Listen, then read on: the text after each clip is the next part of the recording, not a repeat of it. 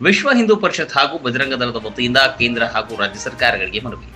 ಬೆಳಗಾವಿ ಜಿಲ್ಲೆ ರಾಮದುರ್ಗದ ತಹಶೀಲ್ದಾರ್ ಇವರ ಮೂಲಕ ಕೇಂದ್ರ ಹಾಗೂ ರಾಜ್ಯ ಸರ್ಕಾರಗಳಿಗೆ ಪಹಲ್ಗಾಮ್ನಲ್ಲಿ ನಡೆದ ಉಗ್ರರ ದಾಳಿ ಮತ್ತು ಪರೀಕ್ಷಾ ಕೇಂದ್ರಗಳಲ್ಲಿ ವಿದ್ಯಾರ್ಥಿಗಳ ಜನಿವಾರ ತೆಗೆಸಿದ ಕ್ರಮವನ್ನು ಖಂಡಿಸಿ ಮನವಿಯನ್ನು ನೀಡಿದರು.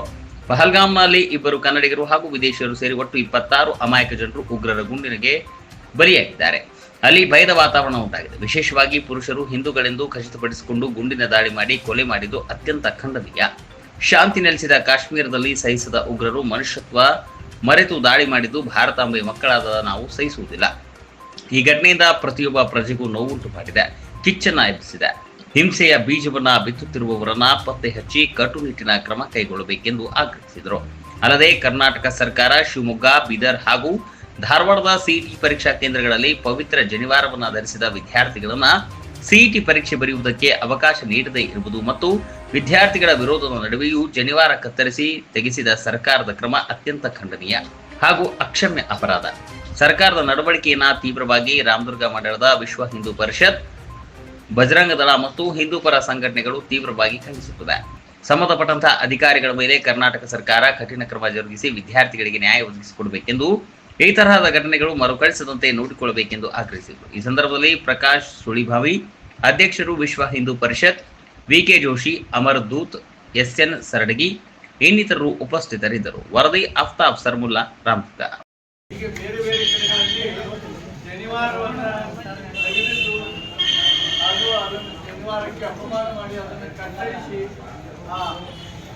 ಕೆಲವು ವಿದ್ಯಾರ್ಥಿಗಳಿಗೆ ಪರೀಕ್ಷೆಗೆ ಅಟೆಂಡ್ ಆಗಲಿಕ್ಕೆ ಬಿಟ್ಟಿದ್ರು ಕೂಡ ನಮ್ಮ ಹಿಂದೂ ಧರ್ಮವನ್ನು ಯಾವ ರೀತಿ ಅವಹೇಳನವನ್ನು ಮಾಡ್ತಾ ಇದ್ದಾರೆ ಅಂತ ತಪ್ಪಿತಸ್ಥರಿಗೂ ಕೂಡ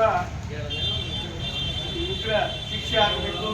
ರಾಜ್ಯ ಸರ್ಕಾರ ಈ ನಿಟ್ಟಿನಲ್ಲಿ ಯಾರು ತಪ್ಪಿದ ಅಧಿಕಾರಿಗಳಿದ್ದಾರೆ ಅವರನ್ನು ಹುಡುಕಿ ಅವರಿಗೆ ಒಂದು ಶಿಕ್ಷೆಯನ್ನು ಮಾಡಬೇಕು ಅಂತೇಳಿ ನಾನು ಇಡೀ ಸಮಸ್ತ ಸಮಾಜದ ವತಿಯಿಂದ ಸಮ್ಮೇಳನವನ್ನು ಒಳಗೊಂಡು ನಾನು ಒತ್ತಾಯ ಆಗ್ರಹಪೂರ್ವಕವಾಗಿ ಸಮವಸ್ತ್ರಧಾರಿಗಳಾಗಿ ಬಂದು ಅವರು ಜನಪ್ರಿಯ ಜಮ್ಮು ಕಾಶ್ಮೀರದ ಅನಂತನಾಗ್ ಜಿಲ್ಲೆಯ ಜನಪ್ರಿಯ ಪ್ರವಾಸಿ ಸ್ಥಾನ ಅಲ್ಲಿ ಪಹಲ್ಗಾಮ್ನಲ್ಲಿ ಉಗ್ರರು ಒಂದು ಗುಂಡಿನ ದಾಳಿಗೆ ಕರ್ನಾಟಕದ ಇಬ್ಬರು ಸೇರಿ ಮತ್ತು 26 ಜನ ಅಲ್ಲಿ ಉಗ್ರರ ಹತ್ಯೆ ಮಾಡಿದಂಥ ಈ ಒಂದು ಕೃತ್ಯ ನಮ್ಮ ಸಮಸ್ತ ಹಿಂದೂ ಸಮಾಜ ಇದನ್ನು ಬಹಳ ಖಂಡಿಸ್ತಾ ಇದೆ.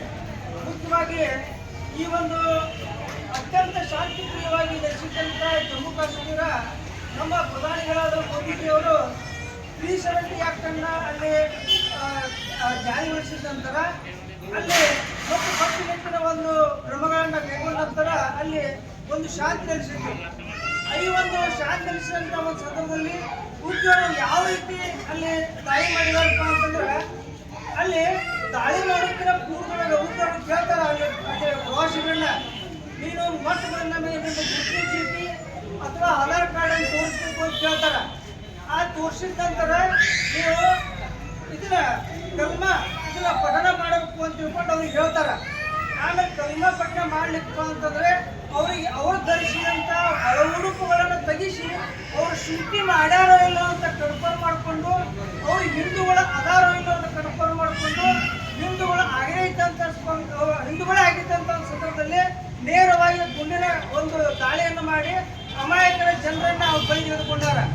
ನಿಜವಾಗಿ ಉಗ್ರರು ಅವರು ಗಂಡಸ್ತರನೇ ಆಗಿದ್ರೆ ಅವ್ರ ಅಪ್ಪಗಳು ಹುಟ್ಟಿದ್ರಪ್ಪ ಅಂತಂದ್ರೆ ನೇರವಾಗಿ ನಮ್ಮ ದೇಶವನ್ನ ಕಾಯುವಂತ ಯೋಗದ ಜೊತೆಗೆ ಅವ್ರು ಯುದ್ಧವನ್ನು ಮಾಡಬೇಕು. ಅದನ್ನು ಬಿಟ್ಟುಕೊಟ್ಟು ನಮ್ಮ ಭಾರತಾಂಬೆಯ ನೆಲದಲ್ಲಿ ಹುಟ್ಟಿದಂತ ಇವತ್ತು ನಮ್ಮ ಭಾರತಾಂಬೆಯ ನೆಲದಲ್ಲಿ ಹುಟ್ಟತಕ್ಕಂಥ ಎಲ್ಲ ಮಹಿಳೆಯರು, ಇವತ್ತು ಸಾಮಾನ್ಯ ಹೆಣ್ಮಕ್ಳು ಸಹಿತ, ಈ ಬಳೆ ತೊಡೆದಂತ ಹೆಣ್ಮಕ್ಳು ಸಹಿತ ಈ ಒಂದು ಕಾರ್ಯವನ್ನು ಮಾಡೋದಿಲ್ಲ. ಅದಕ್ಕೆ ಇಂಥ ಒಂದು ಕಾರ್ಯವನ್ನು ಮಾಡೋದಕ್ಕೆ ನಮ್ಮ ಸಮಸ್ತ ವಿಶ್ವ ಹಿಂದೂ ಪರಿಷತ್ ಆಗಲಿ, ಬಜರಂಗ ದಳ ಆಗಲಿ, ಸಮಸ್ತ ಹಿಂದೂ ಸಮಾಜ ಸಂಘಟನೆಗಳು ಇದನ್ನು ಕೆಟ್ಟವಾಗಿ ನಾವು ಖಂಡಿಸ್ತಾ ಇದ್ದೇವೆ. ಅಲ್ಲೇ ಮುಖ್ಯವಾಗಿ ಶಿವಮೊಗ್ಗದ ಮೊನ್ನೆ ಇದೇನು 26 ಜನರ ಪೈಕಿ ಶಿವಮೊಗ್ಗದ ಮಂಜುನಾಥ್ ಅವರು ಹೇಳಿ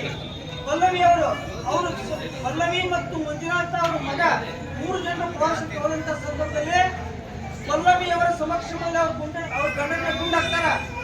ಆ ಗುಂಡಾಕದಾಗಿ ಕೇಳ್ತಾಳಕ್ಕೆ ಯಾಕಂದ್ರೆ ನನ್ನೂ ಯಾಕೆ ನೀವು ಗುಂಡು ಹಾಕಲಿಲ್ಲ, ನನ್ನೂ ಒಬ್ಬರು ಗುಂಡು ಹಾಕಿಬಿಡ್ರಿ ಅಂತ ತಿಳ್ಕೊಂಡು ಅವಾಗ ಅವ್ರು ಏನು ಉತ್ತರ ಏನು ಹೇಳ್ತಾರ, ಈ ಸಂದೇಶವನ್ನು ಇನ್ನು ಗುಂಡು ಹಾಕೋದಿಲ್ಲ ನಾವು, ಈ ಸಂದೇಶವನ್ನ ನೀವು ಮೋದಿಗೆ ಹೋಗಿ ನೀವು ಸುದ್ದಿ ತಿಳಿಸ್ರಿದನ್ನ ತಿಳ್ಕೊಂಡು ನೇರವಾಗಿ ಹೇಳ್ತಾರ ಅವ್ರು.